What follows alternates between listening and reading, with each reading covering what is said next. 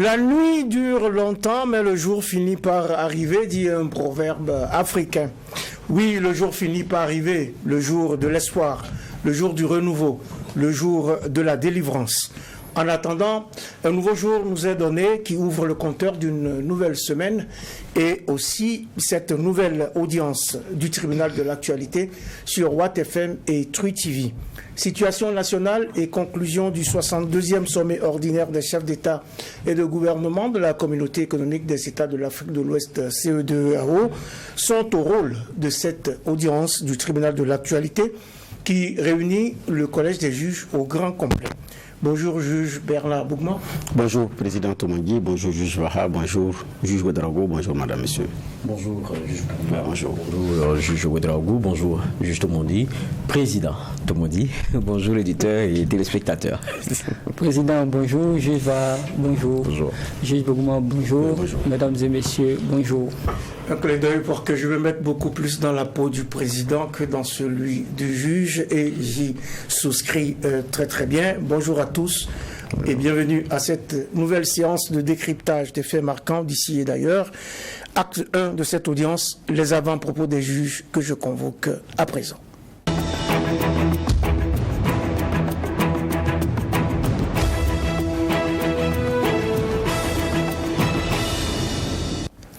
Avant propos des juges, on est lundi, c'est le premier jour de la semaine. Nous commençons par Bernard Bougman. Merci, président. Et d'ailleurs, à votre suite, parce que vous avez dit que le jour finit par se lever, quelle que soit la durée de la nuit. C'est ça. Voilà, et j'ai une citation que je voudrais partager, qui est une citation également de motivation. Nous sommes lundi. Il faut qu'on se motive parce qu'on quitte un dimanche où on a l'impression qu'il n'y a pas de boulot. Dimanche et samedi à Ouagadougou, les gens disent attendons le week-end. Attendons le week-end. Finalement, le week-end, la seule chose qu'on n'a pas fait, c'est peut-être, pour certains, on n'est pas allé au bureau. Mais c'est plein d'activités.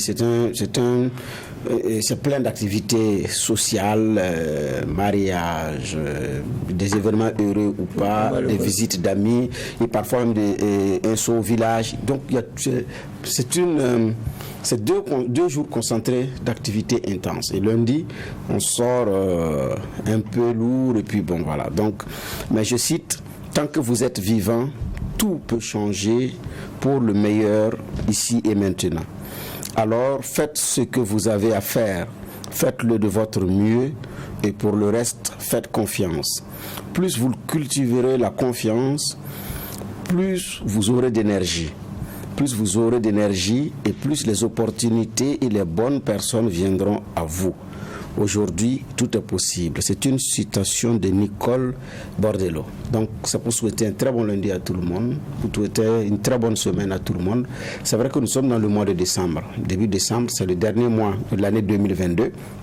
C'est certainement maintenant un mois de bilan de 2022 et un mois de projection pour 2023. À partir de ce moment, mettons-nous en tête que tout est possible et à partir de maintenant, on peut partir de zéro pour devenir un héros. Donc beaucoup de courage, surtout au Burkinabé, qui chaque jour se lève en se disant qu'est-ce qui va se passer? Qu'est-ce qui va se passer? Tout ira mieux. Tout ira mieux, qu'est-ce qui va se passer? On reste confiant et on reste plein d'espoir pour demain. On reste plein d'espoir que demain, on trouvera un jour nouveau. Oui, juge Geoffroy Vara, votre avant-propos du jour. Oui, merci. Mon avant-propos va concerner ce qu'on a eu comme rencontre le week-end plutôt, 62e session, 62e sommet des chefs d'État et de gouvernement de la CEDEAO. C'était dimanche et il y a l'une des décisions là qui, moi, m'a interpellé. C'est qu'après que certains chefs d'État et autres se sont retirés dans une salle, ils sont ressortis pour dire qu'il faudrait que les militaires ivoiriens qui sont détenus au Mali soient libérés au plus tard le 1er janvier. Donc les 46 militaires ivoiriens. Maintenant, c'est un genre d'ultimatum qui est donné, on va dire comme ça, au Mali. Est-ce que c'est la solution dans le contexte qu'on connaît? Et étant entendu qu'il y avait quand même un président comme Faure qui était à la manœuvre, on a senti que ça dérangeait beaucoup d'autres chefs d'État qui voulaient les choses évoluer autrement, parce qu'il leur a peut-être, on va dire comme ça, chopé un genre de leadership, mais il avait une oreille beaucoup plus attentive du côté de Bamako le concernant. Maintenant, bon, on a l'impression qu'ils ont décidé de rentrer dans le bras de fer. C'est surprenant en tout cas pour des chefs d'État qui étaient tous très mal à l'aise lorsque le Mali a mis sur la table un certain nombre d'éléments et que même les Nations Unies, dont devraient relever ces militaires-là, disaient à demi-mot ne pas les reconnaître et que la confusion était totale. Personne n'osait dire quoi que ce soit.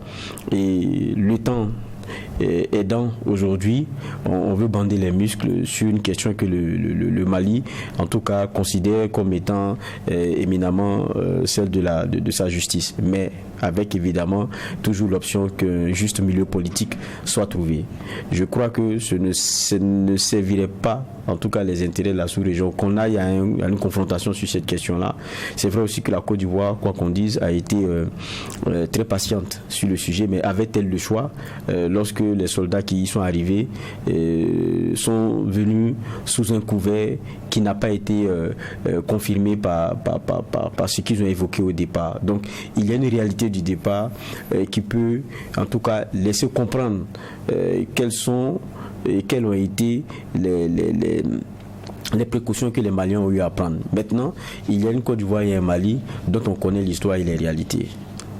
Et donc, par ricochet, il y a une certaine guerre qui est en train de se faire, mais je pense que donner des ultimatums, ce n'est pas forcément la solution, c'était plutôt vraiment accentuer ce dialogue-là. Peut-être certains diront qu'on a tout tenté, mais j'ose espérer qu'on n'arrivera pas parce qu'après un bras de fer, qu'est-ce qu'il y a? Oui, il faut espérer qu'on n'arrive pas à un bras de fer. On est déjà au bras de fer. Maintenant, après le bras de fer, qu'est-ce qu'il y aura? Pas un ultimatum est donné jusqu'à janvier, c'est la question que je me pose. Oui, on reviendra donc sur les conclusions de ce sommet tout à l'heure. Juge Inoussa Ouedraogo, votre avant-propos du jour. Merci, Président. Ce matin, je voudrais avoir une pensée pour notre confrère Newton Ahmed Bari. Et on a suivi ce week-end-là un audio qui a circulé et qui appelait à la limite de façon directe au meurtre de ce confrère-là, parce qu'il émet des points de vue, des idées qui ne rencontrent pas donc l'assentiment de celui qui a fait l'audio. L'audio était très dur. Il y a quelques mois, le même Newton Ahmed Bari a été victime d'un autre Burkinabé qui lui avait tenu des propos pas du tout intéressants, très méchants d'ailleurs, et le procureur donc avait condamné ce monsieur-là qui avait demandé pardon devant les tribunaux. Et aujourd'hui encore, on a un autre monsieur qui tient des propos assez dangereux. Et j'espère que le procureur du Faso s'en est déjà saisi. Mais je voudrais appeler les uns et les autres à plus de prudence, à plus de calme. En ce moment, notre pays traverse des moments difficiles. Les uns et les autres sont très tendus. C'est difficile, on le reconnaît. Mais nous devons garder notre sang-froid, comprendre qu'on peut ne pas être d'accord avec quelqu'un, mais on doit pouvoir exprimer notre désaccord à travers des arguments et non à travers des appels au meurtre. Nous sommes tous burkinabés, nous aimons tous ce pays et malgré nos divergences, nous devons comprendre que pour aider ce pays à sortir de l'ornière, ce n'est pas en appelant au meurtre, mais en appelant au calme et à la pondération dans tout ce que nous avons à dire. Il faut de la pondération et ce n'est pas parce qu'on n'est pas d'accord avec les propos de quelqu'un qu'il faut s'en prendre à lui. D'ailleurs, on devrait se battre pour la pluralité des expressions et la pluralité des opinions dans le respect strict des lois et règlements. Cela ne vous aura peut-être pas échappé. Aujourd'hui, c'est le 5 décembre et il y a le 5 décembre 1993, Nelson Mandela nous a quittés. Une pensée pour ce chantre africain qui a donné de sa vie, qui a payé pendant toute sa vie la lutte contre l'apartheid. Mesdames, mesdemoiselles, messieurs, à nouveau bonjour.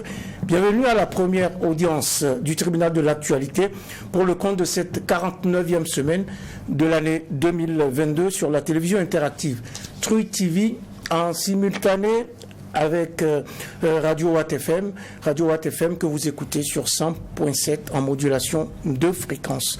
On en parlait vendredi dernier, la situation sécuritaire reste la priorité numéro 1 des gouvernants et des populations.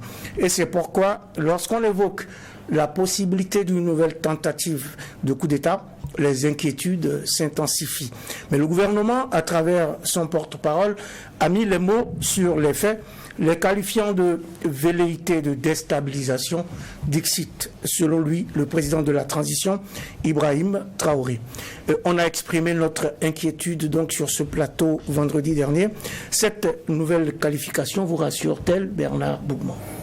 Bon, me rassure ou pas, moi, ce que, dans notre contexte, je ne pense pas que ce soit des solutions, les déstabilisations qui peuvent nous permettre de garantir l'offre sécuritaire. Parce qu'on est rentré dans ce cycle d'instabilité depuis l'insurrection populaire. Donc, après les 27 ans d'instabilité relative du président Compaoré, on est rentré dans un cycle d'instabilité. Parce que même la transition, la haine de la transition a connu une déstabilisation. 1 an. Donc dans les 1 an, l'armée s'est invitée dans la marche de la République.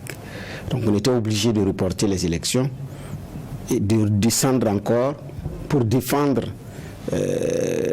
comment on appelle ça, la marche de la transition pour que les choses reviennent à la normale, pour que nous puissions organiser des élections et quitter rapidement cette transition. Ensuite, le président Kaboré est arrivé. Parfois, on entend qu'il y a eu des velléités de déstabilisation, d'autres disent que c'est faux, bon, jusqu'à ce que le 24 janvier arrive et puis tout prend fin. Mais après, le 24 janvier, quelques mois après, en fin septembre, début octobre, tac, on rentre encore dans un autre cycle de déstabilisation. Je parle d'abord sur le plan politique, je ne parle pas de l'aspect Burkina, les attaques, je parle d'abord de Ouagadougou, le pouvoir. Et donc, le capitaine Ibrahim Traoré arrive avec la pression de la rue, Damiba et ses hommes cèdent, mais bon, des sourds disent qu'ils n'ont pas capitulé, vrai ou faux, on ne sait pas. Jusqu'à ce qu'encore on entende, à l'issue de la rencontre avec le chef de l'État et les organisations de la société civile, dont on se pose des questions d'ailleurs sur pourquoi est-ce que cette rencontre s'est tenue. Parce que le chef de l'État avait rencontré les organisations de la société civile avec les partis politiques il n'y a pas longtemps et avait tenu un discours pour leur donner des éléments d'information. On avait vu l'extrait vidéo qui a circulé et qui a été longuement partagé. Et encore une autre rencontre. Et là, il parle effectivement de velléité, de déstabilisation et tout et tout. Je dis bien ça ne l'assure pas parce que quoi? Nous sommes déjà en train de nous mobiliser contre les terroristes pour pouvoir sécuriser le territoire, organiser des élections, sortir de la transition et sortir sous le joug du terrorisme. C'est d'abord ça même, c'est même pas les élections. La priorité, mais d'abord c'est ça. Et si encore il faut d'autres déstabilisations, naturellement ça ne rassure pas. C'est pourquoi la dernière fois, à la suite de l'avant-propos du juge Vaha, j'ai dit il faut également que les hommes en armes à un moment donné se le portent pour dit. En 2015, un coup d'État a eu lieu, le président a été renversé, le gouvernement dissous, un organe de transition a été proclamé. Quelqu'un est allé de façon officielle à l'aéroport accueillir des chefs d'État. La discussion a été engagée, mais le coup d'État n'a pas été, le pouvoir n'a pas changé de main. Les autorités de transition sont revenues. Le contexte d'Amiba, tout le monde sait pourquoi ça a été aussi facile, entre griffes. Traoré, ça a été un peu dur quand même, pour être plié. J'ai dit, il faut que je dise bien que les militaires se le prennent pour dire. Un jour, ils feront un coup d'État, ils ne vont pas s'asseoir. Les civils vont dire, retournez à la caserne. Parce qu'il faut éviter que, comme Bazoum l'a dit, que quand les militaires échouent au front, qu'ils viennent prendre le pouvoir en ville. C'est-à-dire, il a échoué au front, il vient prendre le pouvoir en ville. On l'a vu au Mali, depuis ATT jusqu'à maintenant, le Mali est dans quel état? Depuis le 24 janvier jusqu'à maintenant, le Burkina est dans quel état? Et s'il faut continuer, à un moment donné, il va falloir que le civil également bon. Parce que j'ai dit, des gens qui ont en 62 ans géré 49 ans, le pouvoir ne peuvent pas dire que c'est le tout politique qui a échoué. Ils sont pour beaucoup dans cet échec. S'ils ne se sont pas entendus entre eux militaires et Damiba a été déposé, c'est que également, en leur sein aussi, il y a des incapables. Et soit nous n'allons pas continuer de faire, comme on appelle ça, cette division de l'armée où si tu n'es pas avec nous, tu es contre nous, si tu n'es pas de notre clan, tu es contre notre clan. Une république ne va pas à un moment donné être prise en otage par une entité comme on appelle ça, de ce pays-là. Et donc je pense que rassure ou rassure pas, je dis bien, il va falloir que les uns et les autres se disent on a un seul pays à défendre et à gérer. Ce n'est pas un gâteau où on se partage à qui mieux. Et quand on sait que ça ne va pas marcher, on sort son couteau, on chasse les autres et puis on revient. Non, on ne pourra pas continuer. Alors, juge Geoffroy Avara, on a eu des velléités de déstabilisation. C'est la correction qu'a apporté le porte-parole du gouvernement. Cela vous rassure-t-il, puisque vous avez bien exprimé vendredi dernier que si le président nous écoutait à propos des tentatives de coup d'État qui étaient annoncées, eh bien, on n'est pas du tout rassuré par la réponse qui était intervenue. Oui, mais il y a une question que vous posiez à Bernard d'entrée, qui pour moi est très intéressante et principale dans le jeu de leçons sémantiques qui est en train de nous être donné par la profondeur de ce que pèsent les mots, en différence de certains autres utilisés. Est-ce que la clarification rassure? Je ne veux pas dire que c'est une boutade, mais je vais prendre un exemple tout simple pour caricaturer, vous me comprendrez. On vous annonce que vous avez un mamba noir chez vous. De ce que les experts disent, c'est le serpent ou l'un des serpents le plus venimeux au monde, donc très dangereux. Quelqu'un d'autre vient vous dire après, un expert, de ce qu'est le serpent. En fait, il ne vous dit pas qu'il n'y a pas de serpent. Il dit non, rassurez-vous, c'est pas un mamba noir, c'est un mamba vert. Mais on ne l'a pas encore retrouvé. On le connaît, on sait qu'il est là. On le cherche. Vous êtes encore plus rassuré pour rentrer chez vous parce que ce n'est pas un mamba noir. Ah oui, mais les mots ont leur signification. Comme vous dites, il y a une différence sémantique. C'est plus un mamba noir qu'on a, donc plus dangereux, mais c'est un mamba vert. Ça vous rassure de rentrer chez vous? Vous devez d'abord trouver ce serpent. C'est la nature de ce qui est dénoncé qui fait peur. Et qui plus est, de la bouche de quelqu'un dont ça doit peser aussi lourdement, parce que c'est un président. Quand le président vous dit qu'il y a des velléités de déstabilisation, si vous, en tant que citoyen, vous n'avez pas peur, je ne sais pas. Que non, ce n'est pas un coup d'État. Ok, ce n'est pas un mamba noir, mais c'est un mamba vert. Et je les connais. Je ne sais pas où il est, mais il n'y a pas de problème, vous pouvez rentrer. Je l'ai caricaturé, c'est comme ça. Ça ne rassure pas plus. Donc pour moi, la rectification ou la précision ou la clarification à la question de savoir si ça rassure, j'ai dit non. C'est vrai que lorsqu'on parle de coup d'État, c'est un changement brutal, mais avec un assentiment populaire. Donc on comprend forcément que quand on dit coup d'État, les gens ne veulent pas accepter parce que ça veut dire qu'il y a des... Il n'y avait pas coup d'État, il y avait une tentative. Oui, mais on dit... Mais la tentative de coup d'État, quand on parle de coup d'État, c'est un changement brutal avec une personne qui l'assume et une onction populaire. On n'est pas à un coup d'État, ni à une tentative même de coup d'État, mais à des velléités de déstabilisation. La déstabilisation, qui dans son sens étymologique, est une modification d'équilibre. Bien sûr. Qu'est-ce que vous voulez? De quel équilibre on parle? Mais si des gens rêvent dans notre pays et qui sont connus de déstabiliser ce pays-là, qu'on soit en dialogue avec eux, que ce soit des putschistes en termes de visée ou quoi que ce soit, c'est la même chose. J'ai dit toujours, quand vous avez, en tout cas moi, en tant que journaliste, quand on voit les chefs d'accusation qu'on a très souvent avec les personnes qui se retrouvent à la barre, les plus fortes, c'est quoi? Tentative à la sûreté de l'État, des choses comme ça. Mais les tentatives de déstabilisation, pour moi, ça rentre dans ce cadre-là. Donc, ça ne peut pas me rassurer plus. Maintenant, peut-être que dans l'imaginaire populaire, lorsqu'on parle de coup d'État, on voit déjà l'armée. Et donc, on se dit sûrement que ce qu'on nous dit, ça veut dire qu'au sein de l'armée, il y a une union, tout va bien et que tout le monde a accepté et que ça passe. Que ce n'est pas vrai. Peut-être que c'est ce qu'on veut nous dire que, en fait, ne pensez pas à ça parce que c'est pas ça. Parce que quand on parle de déstabilisation, ça peut être pas forcément militaire, ça peut être celle de civils, ça peut être même celle d'un autre pays qui tente un certain nombre d'éléments. C'est ça, ça veut dire que ça nous met dans un flou plus fort, plus total. Mais est-ce que ça nous rassure davantage? Et encore que celui qui dit qu'il en est au courant nous dit je sais qui est derrière et que je dialogue avec lui, moi j'ai un problème. Il y a un problème. Ouais. Donc, pour moi, ce qu'est venu dire le ministre de la Communication, c'est bien. C'est bien. C'est dissiper certaines choses. C'est dire non, c'est pas ce qu'il a dit. Mais en tout cas, ce qu'on retient, c'est que nous, là, on n'est pas rassurés. Ça, au moins, c'est le message qu'ils devraient savoir. Et donc, on a besoin d'être rassurés.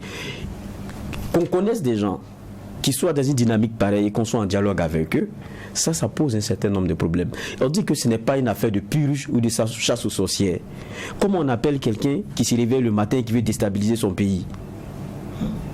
Je pose la question. Oui.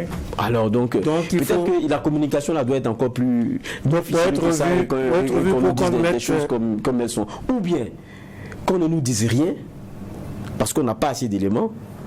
Ou bien si on les a et qu'on les met, il faut aller jusqu'au bout. Il faut nous dire tout. Voilà. Il faut nous dire tout. Une petite correction, je crois que tout à l'heure quand je parlais de Nelson Mandela, je me suis mélangé un peu les pinceaux en parlant de 1993. Nelson Mandela nous a quittés plutôt en 2013, ça fait 9 ans aujourd'hui. Et vous avez bien fait de parler de sémantique et de mettre le doigt sur la définition de déstabilisation. Le dictionnaire Larousse dit que la déstabilisation est, je cite, un ensemble de phénomènes internes, revendications, manifestations, rébellions, etc., et internationaux, conflits, actions de puissances étrangères, vous l'avez évoqué, tendant à mettre en cause l'existence, les bases d'un régime politique, d'une institution, d'un parti, etc. Fin de citation. Inoussa Ouedraogo, nous sommes passés de la tentative de coup d'État aux velléités de déstabilisation. Aujourd'hui, le gouvernement fait un effort peut-être de rassurer les populations. Êtes-vous, je vous pose la même question, êtes-vous rassuré? Non, je ne suis pas rassuré. Je pense que justement, la tentative de rectification est venue ajouter encore du flou. Parce que ça veut dire dans tous les cas que le pouvoir n'est pas stable. Quelqu'un veut arracher le pouvoir, quelqu'un a essayé d'arracher le pouvoir, quelqu'un a essayé de bousculer le fauteuil du président. Vraiment, quels que soient les mots qu'on va utiliser, vous avez lu le Larousse, bon, d'autres appelleront le Robert, mais dans tous les cas, c'est qu'il n'y a pas de sérénité au Burkina en ce moment. Et ça veut dire que ceux qui sont au pouvoir vont essayer encore de renforcer la sécurité autour d'eux. Et on le voit déjà à travers certaines enceintes dans la ville. On sent qu'il y a une volonté manifeste de se barricader, en tout cas pour éviter le maximum possible une tentative de déstabilisation. Et ça nous interpelle et ça interpelle aussi les militaires. Ça veut dire que ceux qui ont fait le 24 janvier 2022 et qui ont fait aussi le 30 septembre ont peur à leur tour d'être faits. Donc on est dans un cycle où à tout moment, effectivement, on peut se retrouver avec d'autres militaires qui viennent au pouvoir. Et d'instabilité en instabilité, le pays ne fait que régresser. Et la leçon qu'on peut tirer, c'est de dire que nous devons éviter au maximum qu'un coup d'État arrive encore dans notre pays. Que ce soit avec IB, le président Ibrahim Traoré, que ce soit avec d'autres présidents, nous devons bannir définitivement les coups d'État dans notre arsenal juridique. L'autre aspect aussi, et enseignement que moi je tire, c'est que le gouvernement doit être proactif dans ses communications. En l'état, c'est que le président a appelé des acteurs de la société civile, il leur a donné l'information. Moi, j'aurais préféré que ce soit des journalistes qui soient convoqués à une conférence de presse pour leur dire que voici l'état de la nation, voici les mesures que nous avons prises. Mais malheureusement, là, c'est les acteurs de la société civile qu'on a invités, à qui on a donné des informations. Mais c'est que malheureusement, juste après, le gouvernement n'a pas pris les devants pour faire un compte rendu de cette rencontre-là. Du coup, on a laissé aux personnes qui ont participé à cette rencontre-là de dire dire à des médias ou en tout cas à ceux qu'ils veulent de leur faire donc des comptes rendus.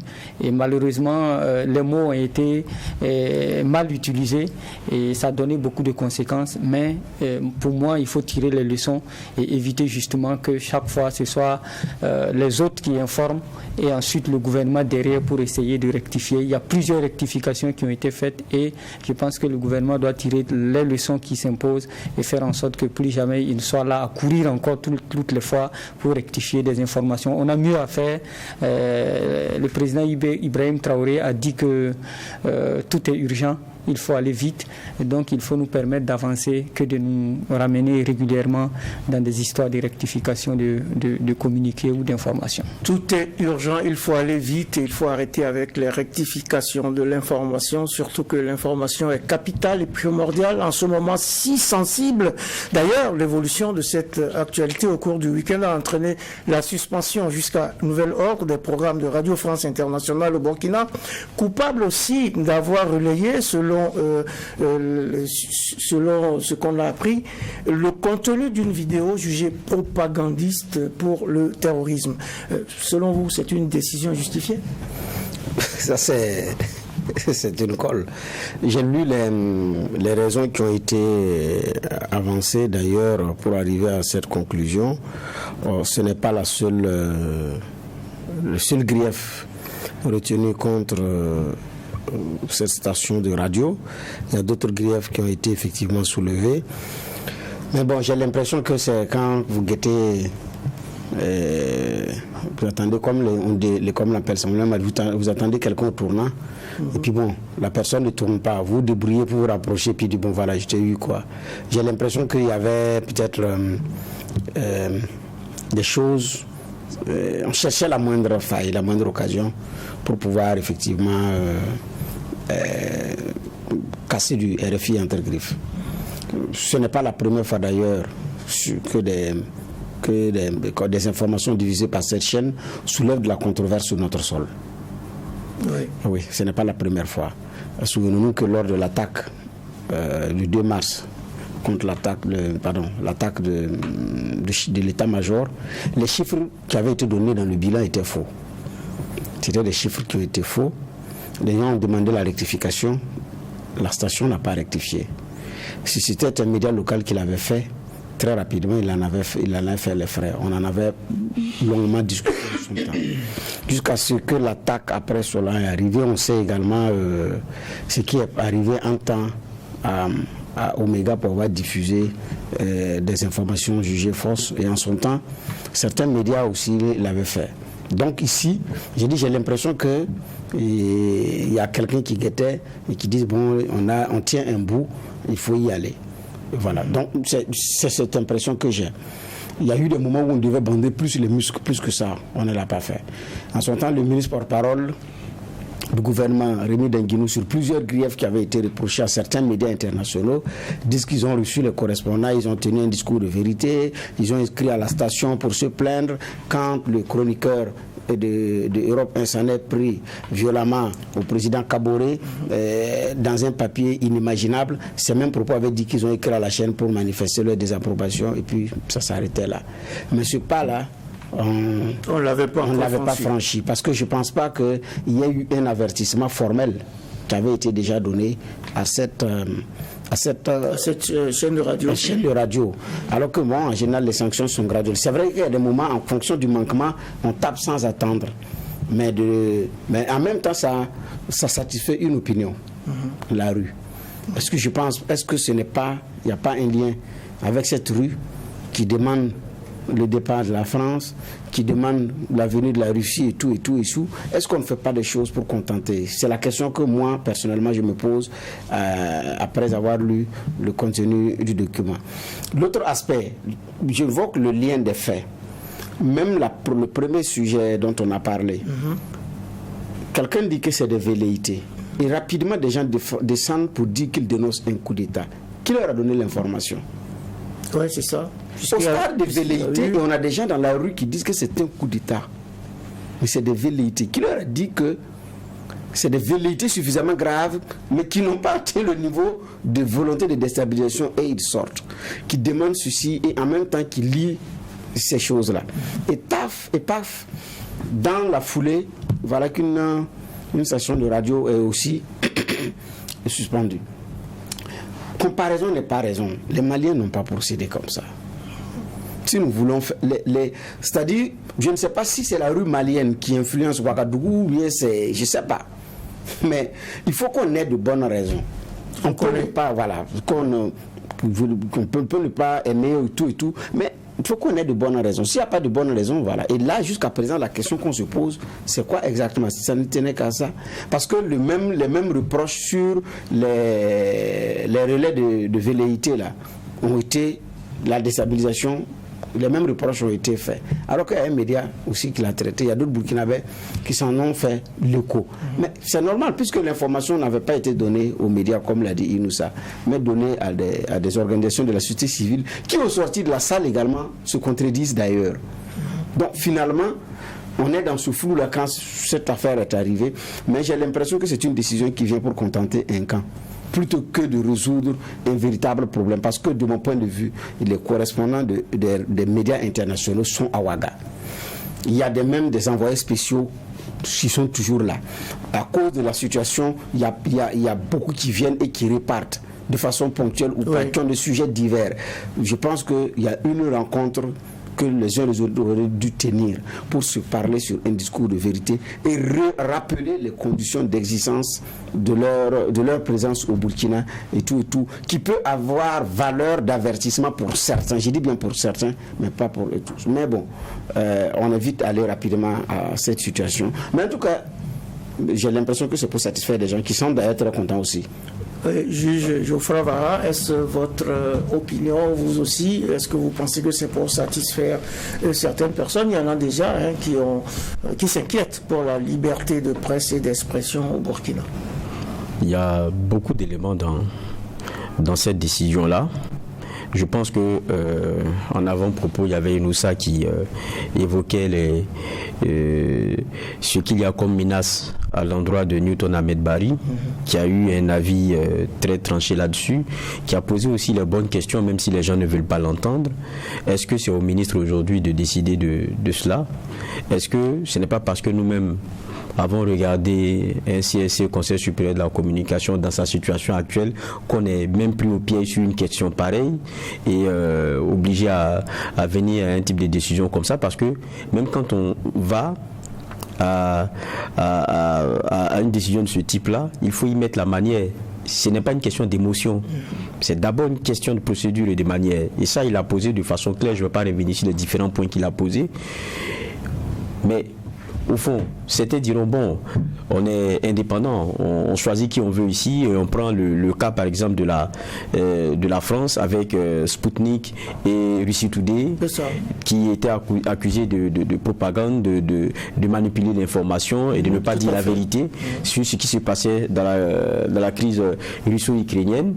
Et c'est l'Union européenne qui en avait décidé d'abord. Maintenant, quand on prend le cas de la France, parce que comme on parle du RFI, les gens font le parallélisme des formes. C'est vrai que c'est l'ARCOM, ancienne CSA, qui a le droit, qui a toutes les compétences pour pouvoir couper une chaîne de télé, comme ils ont eu à le faire, ou décider que les médias n'y mettent plus. Mais en France, ça n'a pas été le cas. Ça n'a pas été respecté. C'est pas l'ARCOM qui a pris cette décision. Il y a beaucoup de journalistes qui l'ont signifié, qui ont dit que ça s'est fait illégalement. Mais eux, j'ai eu le droit de le dire. Ils ont eu le droit de dire, même si vous avez des réprobations, vous avez des reproches à faire à Sputnik ou à Russia Today, vous n'avez pas le droit de le faire comme ça parce que la procédure n'y est pas, c'est illégal. Et vous ne citez pas nommément les méfaits ou les erreurs ou les fautes commises par ces médias-là et qu'il y a un gros problème. Je pense que dans l'histoire, même le CSA, c'était en 2004 ou je ne sais plus quand là, qu'ils ont eu à couper une chaîne, c'est très rare. Mais eux, ils ont eu le droit de dire, même s'ils savaient qu'il y avait un gros problème. Pourquoi est-ce que chez nous, quelqu'un qui le dit, on lui dit qu'il faut aller le tuer? C'est ça. Ça, je le condamne avec la dernière énergie. Et les questions qu'il a posées sont des questions... C'est plus facile de s'asseoir et de dire, oui, c'est normal. Mais il faut du courage pour dire, attention, faisons attention. Et je pense que Newton Ahmed Bari a ce courage-là de le dire en tant qu'intellectuel. C'est ça, c'est très important. Et bon, ça, je le salue. Maintenant, il ne faut pas dénier au Burkina le droit de faire et de donner ce qu'il veut sur son territoire. Mais même en décidant, il doit y mettre la manière. Je pense que c'est là où se pose le débat ici. Vous reprochez par exemple à RFI d'avoir relayé des propos qui sont pas intéressants pour la dynamique que vous avez enclenchée concernant les VDP, parce que c'est de nature à démoraliser. Vous sortez pour le dire et pour acter cette décision-là après la fermeture même de l'appel de recrutement des VDP. On est d'accord? Ça veut dire qu'on a laissé faire pendant même qu'on lançait l'appel des recrutements. Donc, pour moi, il y a un genre d'anachronisme que je ne comprends pas. Deuxième élément, c'est sur, comme disait Bernard Bougma tout à l'heure, la question de tentative de coup d'État. Et ils le précisent eux-mêmes, c'est dans une revue de presse. Une revue de presse, on connaît le principe d'une revue de presse. Ce n'est pas la vue ou bien le regard du média, mais c'est le regard rapporté des autres médias sur une question. Donc, ce n'est pas l'avis du RFI. Donc, sur les deux éléments qui sont donnés, il y a un petit problème quand même. Maintenant, je suis d'accord. Quand vous prenez tel quel les propos de terroristes qui menacent des gens qui sont en train de se faire enrôler, je crois qu'il y a un véritable problème. Ça, il y a un véritable problème. Maintenant, vous savez, est-ce que ce qui a été relayé est faux? Ce n'est pas ça le problème, mais qu'est-ce que ça a comme impact sur une dynamique dans laquelle nous sommes lancés? Voilà pourquoi je dis, peut-être que ça devrait venir un peu plus en amont, le problème qui est posé. Peut-être que ça permettrait de façon crescendo de comprendre pourquoi il y a une décision qui vient maintenant. Donc, je vais dire, dans le process, je rejoins Bernard, il y a beaucoup d'éléments qu'on peut ressortir. Ce qui ne dénie pas le droit au Burkina de décider ce qui est bien pour lui et qui doit émettre ici. Mais travaillons à y mettre la manière et à mettre peut-être moins d'émotion dans cela. Sinon, les gens auront l'impression à la fin que vous tordez le cou à des éléments qui sont... Il y a des règles établies qui sont donc importantes et que vous voulez contenter, je ne sais pas moi, qui. Et ça sera contre-productif.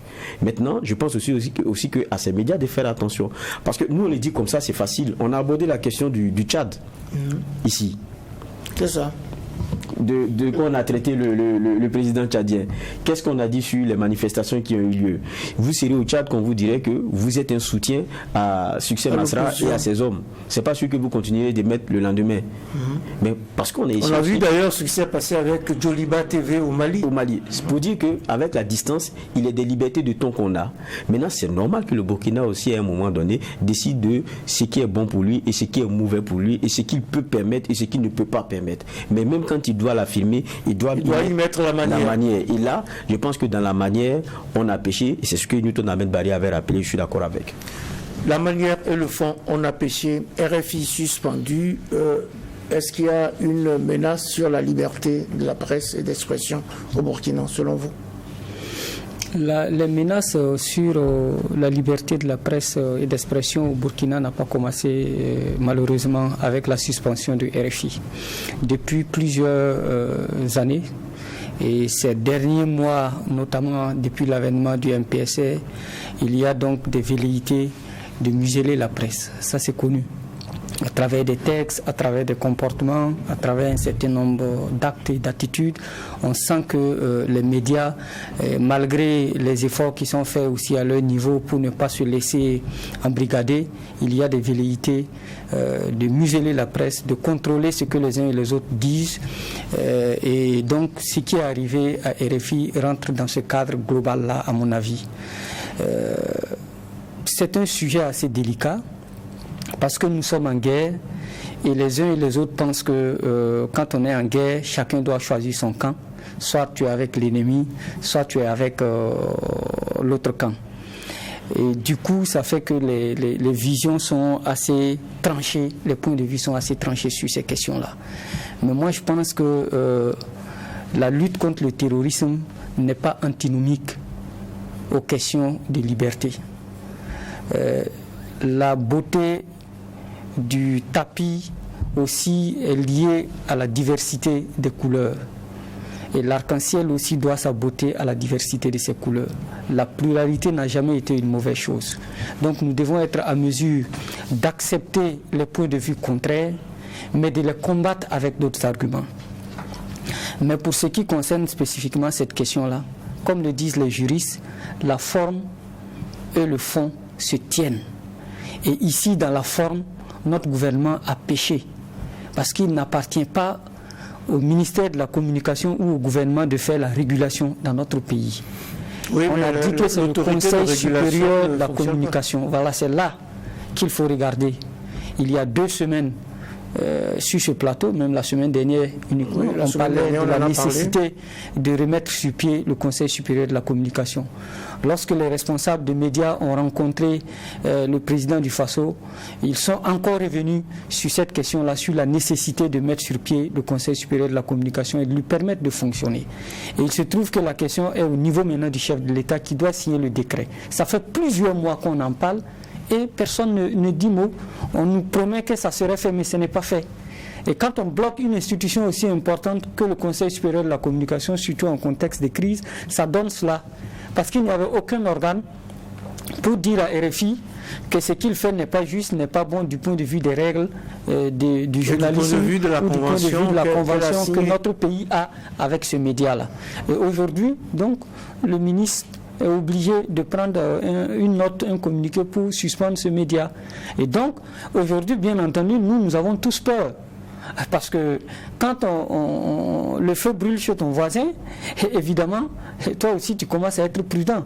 Et aujourd'hui, on ne peut pas empêcher les organisations professionnelles des médias, les journalistes, les défenseurs des droits humains et de la liberté de presse, d'expression, de s'inquiéter de ce qui arrive à RFI. Je pense que nous devons pouvoir régler nos problèmes en respectant les règles que nous-mêmes nous sommes édictées. Et quand un gouvernement lui-même en arrive à violer ces textes-là, évidemment ça inquiète, ça fait peur. Maintenant, dans le fond, il appartient au régulateurs de nous dire si effectivement les actes qui ont été posés par RFI du point de vue journalistique, du point de vue de la régulation est acceptable ou non. Si ce n'est pas acceptable, il y a des sanctions qui sont prévues, mais à partir du moment où c'est le gouvernement qui vient le faire, et malheureusement ça gâche tout et ça repose la problématique effectivement de la liberté de presse et d'expression. C'est une suspension donc jusqu'à nouvel ordre.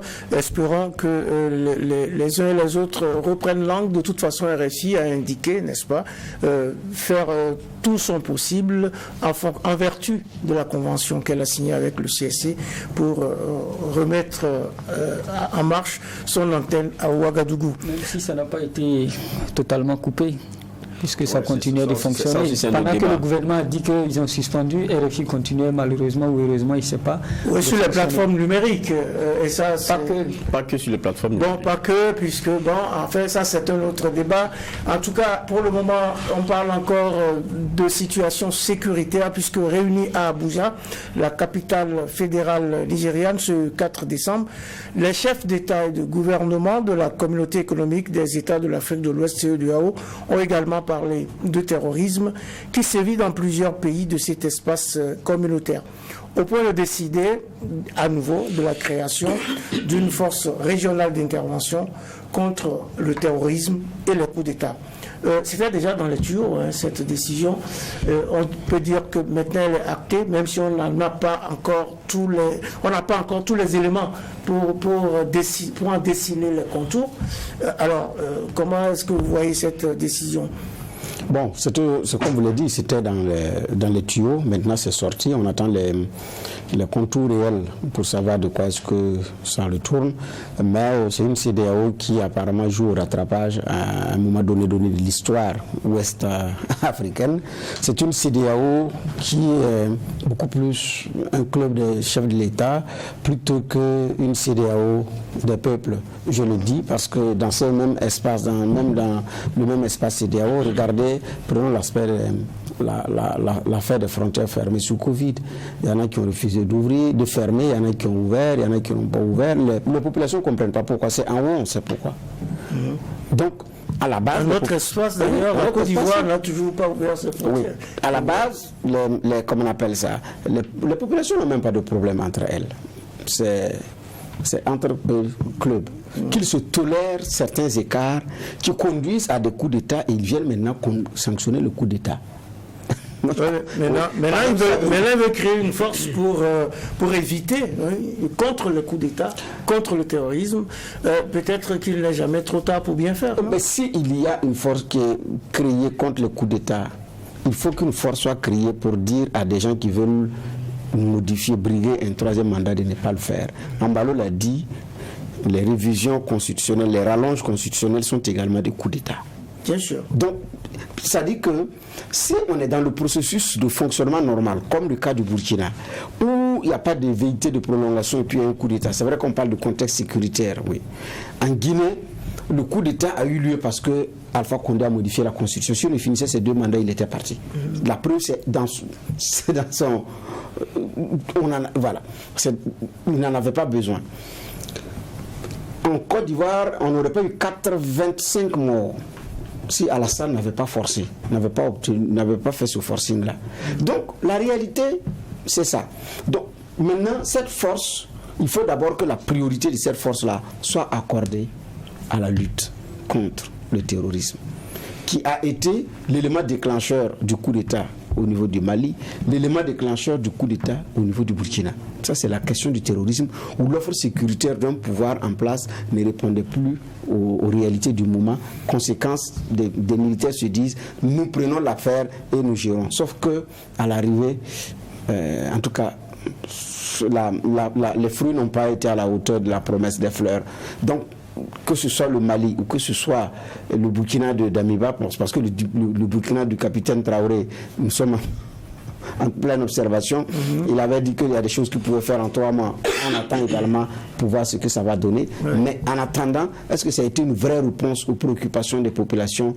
Je dis non, la preuve. Même ce que les griefs que les civils disaient que nous disions ont été reformulés par les mêmes militaires pour dire au lieutenant-colonel Damiba, il faut arrêter, allez vous reposer, vous avez tenté, mais ce n'est pas possible. Vous n'avez pas pu faire mieux. Donc, ici, force. Mais la CEDEAO avait une force, avec les Comores, qui a eu ses offres d'armes pour mater certaines rébellions comme en Sierra Leone, libérer tout. Il faut simplement réactiver. Donc maintenant, quand on avait parlé de cette force en attente, c'était contre les putschistes à Bamako. Puis bon, dans le même espace, c'est pourquoi j'ai dit bon, G5 Sahel, Morné, initiative d'Accra, plomb dans l'aile. Maintenant, c'est la CEDEAO qui veut activer sa force. Wait and see. Bon, oui, ainsi, il dit juge Bernard Bougma, juge Geoffroy Vara, vous aussi vous êtes dans le wait and see. On fait beaucoup de discours, beaucoup d'annonces finalement. Cette force pour vous, c'est bon à prendre en attendant de voir? Ces forces-là, bon, je pense qu'on est devant d'abord un vœu pieux, et puis on attend de voir ce que ça va donner dans sa composition, dans son mode de fonctionnement, dans même son financement, parce qu'ils ont dit qu'ils ne vont plus attendre les engagements volontaires, voilà, ils vont s'autofinancer et tout. Donc du coup, on attend de voir. On sait ce qu'est l'autofinancement dans notre pays, là, lorsque nos chefs d'État se mettent ensemble. Maintenant, ils disent que ça sera avec des visées de lutte contre le terrorisme et les changements anticonstitutionnels. Mais on connaît ce que les chefs d'État appellent changement anticonstitutionnel. C'est le coup d'État. Sinon, pour le reste, lorsque l'un de leurs change la Constitution, juste avant d'y aller, ils se refusent à y intervenir parce qu'ils disent tout le temps que c'est une affaire intérieure. C'est une affaire qui ne demande pas d'ingérence, donc on regarde. Mais ça ne sera pas un changement anticonstitutionnel. Parce que pour eux, selon les accords qu'ils ont signés et les délais qu'ils se sont donnés, vous avez un délai pour changer la Constitution avant. Et tant que vous l'avez fait, il n'y a pas de problème. Donc ce n'est pas anticonstitutionnel. Sauf si on revoit cette règle-là, puisque la CEDEAO réfléchissait également à revoir ce mécanisme. Ne nous laissons pas prendre au piège par les concepts. Ils n'ont qu'à nous dire ce qu'est changement anticonstitutionnel. Parce que sinon, on risque d'avoir une force qui viendra déloger ou bien faire partie du problème, parce que il y a quelqu'un qui a tenté de déloger un autre qui tente lui de s'éterniser au pouvoir, et ça serait un genre de force au service de leur volonté de rester à des fauteuils, et ça risque d'être fort dangereux, puisque ça sera financé par qui? Par la CEDEAO des peuples, qui ne demande que la limitation des mandats, qui ne demande que la non-intervention de certains chefs d'État au pouvoir. Je crois que c'est ça le gros problème. Maintenant, je ne comprends pas comment une CEDEAO n'arrive pas à se réveiller depuis. Vous comprenez? Oui. La question du terrorisme, là, chaque fois qu'ils se rencontrent, ils disent que c'est la question qui est principale. C'est elle qui a fait que dans la plupart de nos pays aujourd'hui, il y a une déstabilisation majeure et qui a coûté le fauteuil à beaucoup de présidents, donc à beaucoup d'élèves. Mais jusqu'à aujourd'hui, ils en sont encore à voir comment est-ce qu'on met une force pour pouvoir aider ces pays qui font face au terrorisme. Ça veut dire qu'il y a une mauvaise volonté. Ça veut dire qu'on ne prend pas ce problème à bras le corps. Tout le monde est à l'aise tant que ça ne le touche pas d'abord. C'est ça la vérité. Maintenant, on regarde. On est en train de regarder où tout ça va nous mener. Mais ce qu'on oublie, nous sommes des œufs dans le même panier. Laissons-le un pourrir dans sa situation. Oui. La situation sera pareille et partagée par les autres. Alors, il faut s'activer, justement. Pourquoi est-ce que finalement la CEDEAO ne met pas toute son énergie à mettre en œuvre cette force, finalement, pour lutter contre le terrorisme, principalement? Parce qu'ils ne veulent pas, certainement. Pour moi, d'ailleurs, c'est une comédie politique, cette histoire de créer une force pour lutter contre les coups d'État. Depuis quand on impose la démocratie avec les armes, toutes les fois que des gens ont essayé, ils ont échoué. Tirons les leçons quand même de ce qui se passe autour de nous. Les États-Unis ont voulu imposer la démocratie en Irak. Qu'est-ce qu'est devenu l'Irak? La France et ses les alliés de l'OTAN ont voulu imposer la démocratie en Libye. Qu'est-ce que ça a donné? Ça nous a donné justement le terrorisme aujourd'hui. Et pourquoi aujourd'hui la CEDEAO, qui utilise notre argent, l'argent des peuples de l'espace de la CEDEAO, pour payer des armes, pour combattre des gens qui prennent le pouvoir par des armes? Mais écoutez, on va où avec ça? Pendant que des gens sont en train de chercher de quoi vivre, les gens n'ont pas de repas par jour. C'est peut-être un instrument dissuasif. Écoutez, non. Soyons beaucoup plus sérieux que ça. Et ce qui est malheureux, c'est qu'à la CEDEAO, on écoute très peu les techniciens. Et on fait de la politique. Un technicien de la CEDEAO, un cadre supérieur de la CEDEAO nigérian, nous a confié qu'il y a quelques années, lorsque Blaise Compaoré avait les velléités de modification de l'article 37 ici, et eux, en tant que techniciens, ils avaient produit un rapport clair, précis et net qu'ils ont soumis au chef d'État de la CEDEAO, mais ils leur ont dit: mais vous êtes malade, c'est à Blaise Compaoré vous voulez imposer ça, qu'est-ce que vous voulez nous créer comme problème? Et ils ont dit de faire disparaître rapidement ce rapport. C'est ça la question de fond. Donc tant que nos autorités ne vont pas s'assumer, nos dirigeants ne vont pas s'assumer pour travailler à la bonne gouvernance, pour travailler à faire respecter les règles de la démocratie, on va continuer à vouloir inventer des forces pour vouloir imposer la démocratie aux gens. Non, la question de fond, c'est que les gens veulent la liberté, les gens veulent la sécurité. Est-ce que la CEDEAO que nous avons aujourd'hui est capable d'aider, de contribuer à faire revenir la sécurité dans nos États? C'est ça la question. S'ils ne peuvent pas, qu'ils se taisent et qu'ils permettent aux pays qui veulent avancer d'avancer, au lieu de vouloir inventer forcément des forces pour lutter contre les coups d'État. Pour moi, c'est du grand... je ne dirai pas le mot. C'est du grand, on ne dit pas le mot. De toute façon, la CEDEAO a annoncé la création de cette force. On n'a pas eu le temps d'aborder les autres aspects de ce sommet de la CEDEAO. Les transitions ouest-africaines étaient donc sur la table des chefs d'État qui ont réaffirmé leur volonté d'accompagner le Burkina. Au Mali, évidemment, juge Vara en a parlé dans son avant-propos. Il y a cette affaire des militaires ivoiriens qui doivent être libérés avant le 1er janvier 2023, sinon il y aura des sanctions. On attend donc de voir quelle sera la réaction de Bamako. En Guinée, on nous parle d'un dialogue inclusif qui a d'ailleurs commencé dans de mauvaises conditions. On attend là aussi de voir comment les choses vont évoluer. Mesdames, Messieurs, c'est la fin de cette audience du tribunal de l'actualité, la première de cette 49e semaine de l'année 2022 qui a évoqué la situation nationale au Burkina et le 62e sommet des chefs d'État et de gouvernement des pays membres de la CEDEAO. Merci, juge Bernard Bougman. Merci. Merci, juge Geoffroy Vara. Merci. Et merci, juge Inoussa Ouedraogo.